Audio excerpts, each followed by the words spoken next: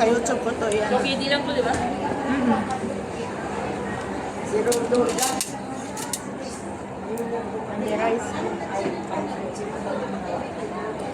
Ito may sisig mo, ang dami. Daming sisig.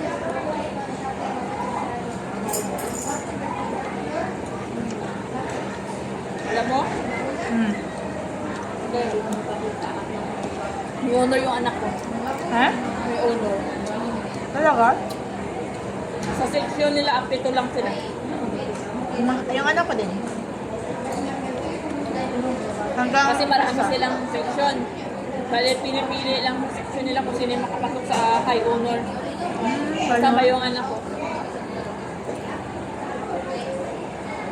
Sabi ng teacher, ano daw? Sabi niya, sa nagalingan mo sa second year. Kasi sabi niya sa kapatid ko, yan, sa nagalingan niya sa next year, ay sa second year niya. Kasi ang laki ng potential ng bata na ito. Galing. Nakikita namin, Ba nasa banda siya? give up niya din. Talaga. At kahit anong pilit ko, hindi na magpa-practice yun. Kasi practice na sila ngayon eh. Ganun. Give up niya. Kasi nga doon nga siya nalaglag.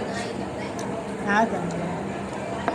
Sabi niya nga sa akin, yung pinaka-top 1 nga namin, kaya mo kasang talunin eh. Mas pagdating sa exam, quizzes, mas mataas pa ako sa kanya.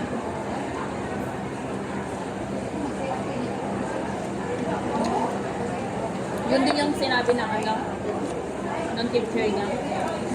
Na kung hindi lang siya nagkasakit, tapos sumali siya ng band, ang dami niya napasa ng mga quizzes niya. Kaso kunti lang kasi yung points dun eh.